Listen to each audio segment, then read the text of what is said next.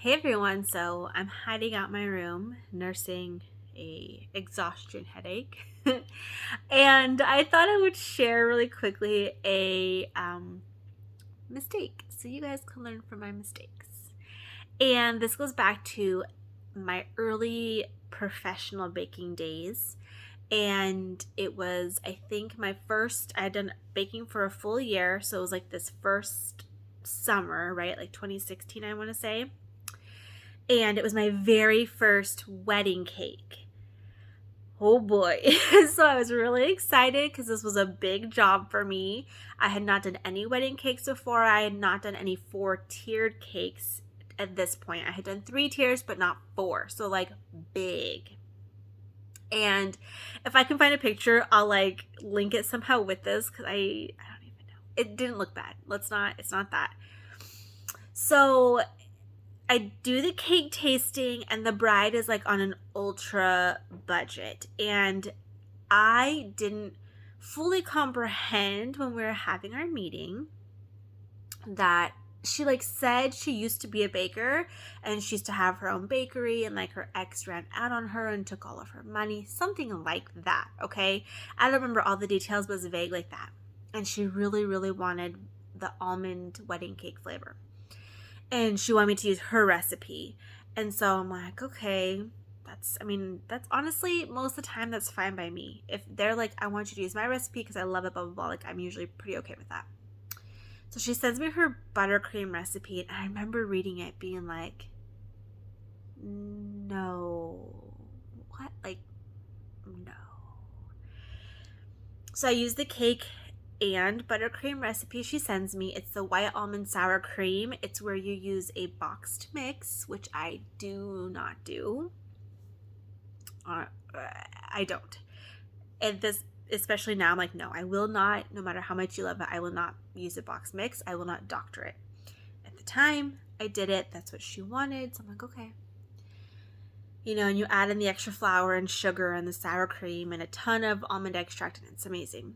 And like, it's just okay. I feel like at this point in my life, with how much baking I've done, and even then only being a year in and like side by side comparison, I think boxed cake mixes taste like stinky feet or like stinky pits. Like, they just taste stinky to me. They don't taste good. There's so many preservatives and crap. Even when you doctor it, it was still just like, oh, whatever. Like, if you like it, I'm not gonna, but no, I don't give that to my customers. So I made this whole cake for her. And like, so many things that I should have paid attention to, I did it. And again, you just don't know, right? And like, it's not that you want to like spy on your customers. So I started getting like hate mail that I hadn't charged enough for the cake, and that I was ruining everybody else's careers. And like, I had no idea who these other bakers were. Absolutely had never met them before in my life. I didn't know that this lady was in a local wedding planning group or something along those lines. She had taken my cake that I made for her, and she published the price publicly in this group. And I will obviously say, at the time, it felt like I was making so much money.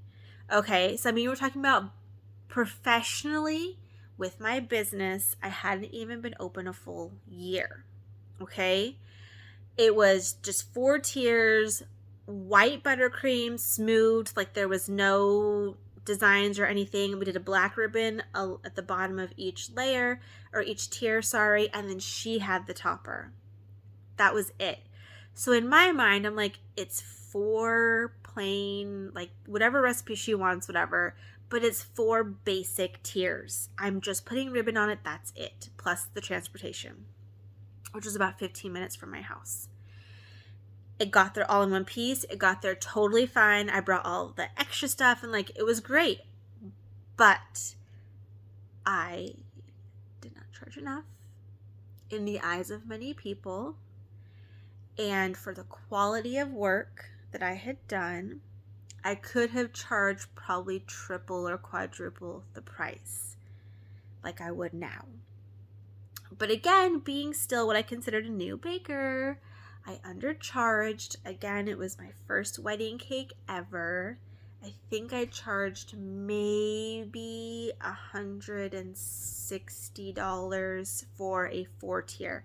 And this is a 6, an 8, a 10, and a 12. Okay. So obviously feeding a couple hundred people. And so that's like $1 a serving. Okay. I understand that now. And then the messages, and I was devastated. The customer was so nice. I was so happy to be hired. She paid me in cash. There was no like scam or bad feelings there. But because she thought it was okay to publish the quote, the price that she paid, I upset so many local bakers unintentionally. And with my pricing being as cheap as it was, and again, I don't remember exactly. I know for sure 100% it was under $200. I know that. And again, because I still considered myself a beginner, even though design-wise there was no flaws, there was no structure issues, everything was even. Honestly, like I still to this day I'm like, oh, like I just am a perfectionist. I didn't perceive myself as someone who could have charged more, and it seemed like a lot of money. And one baker was absolutely awful and rude to me. And I obviously now understand, and I at the time was like, wow, this is really harsh. I did take away part of her income, and it was not like to undercut or to undervalue or to take all this money. Like that's not my intention ever. Never, ever, ever. And that's definitely not the case anymore. I charge more now. Where like I quoted somebody just yesterday, and my quote was double the budget, and I was like, I'm sorry, I can't do this for that much money. The second person that messaged me is they were a little nicer and she was friendlier at least. And as much as I thought I was my own little baker in the little corner of the city, just, baking for military people typically, I wasn't.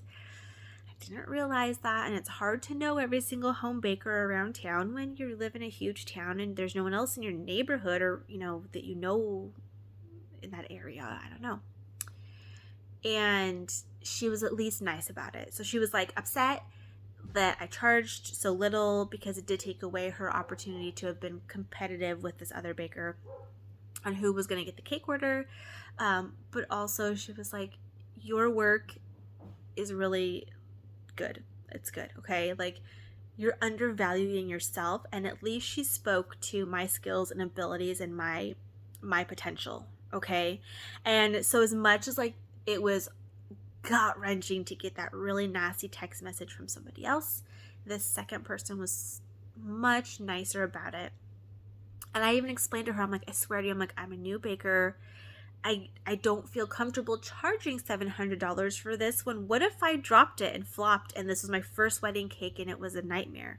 Like, I'm quoting someone on the hopes that I can pull it off, even though it's, quote, like simple. Working with 4 tiers it's a beast. Tiers. It's huge. Like it's so insanely big.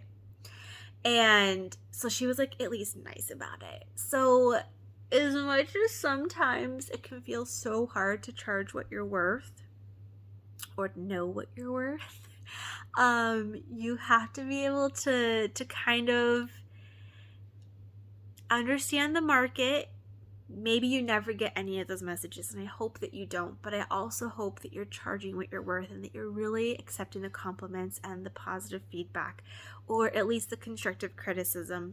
When I go through audits with customers, or if I'm posting something online now, since I've had that experience and it's stuck with me, I try very hard to be very nice and like help people see the value in what they're doing and see what they're doing right. And maybe there are areas they can work on. Maybe it's smoothing, maybe it's their piping, maybe it's their handwriting.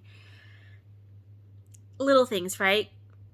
Whereas, not everybody else knows about constructive criticism and they just respond emotionally, which again, I understand.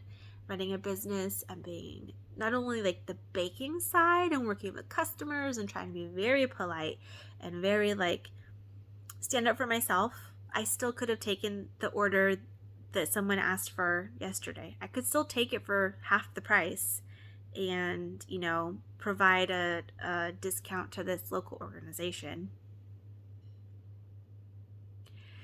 And I'm sure there are plenty of bakers that would love the opportunity for a $300 order, but I quoted $650. So like, I have gotten to the point where I value my time. And I can't always work for free. I can't always do all those things. And little learning opportunities, even though it was really, really painful in the moment, helped me to grow as a baker. So first, I hope you have just like the courage and confidence to know no matter how long you've been baking and decorating, you don't have to be a 20-year seasoned baker to charge $20 an hour, okay? If you have natural talent and you can pull something off and you can do it and you can do it well, but you've only been baking and decorating for 2 or 3 months, who cares? Like, it's not about how long you've been doing something, it's about how well you can do it. So it was a lesson not only in, researching my market better and understanding what other local bakers are charging so that I'm not the jerk undercutting everybody, which should never ever be your goal.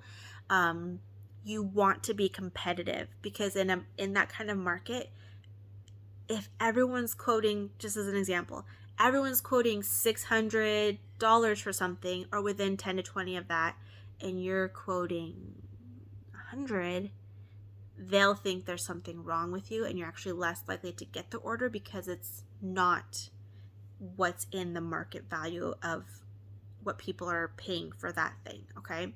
It kind of can actually raise some red flags.